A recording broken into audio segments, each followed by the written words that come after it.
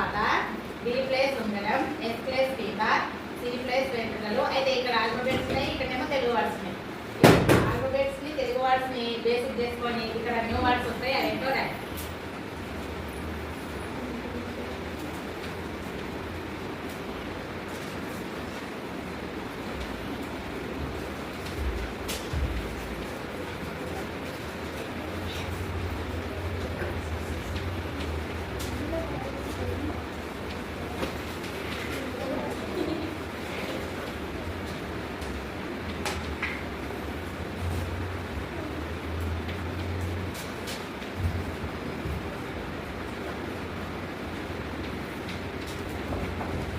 ఒకసారి చూడండి. Three place పాత అంటే ఓల్డ్ కదా, గోల్డ్.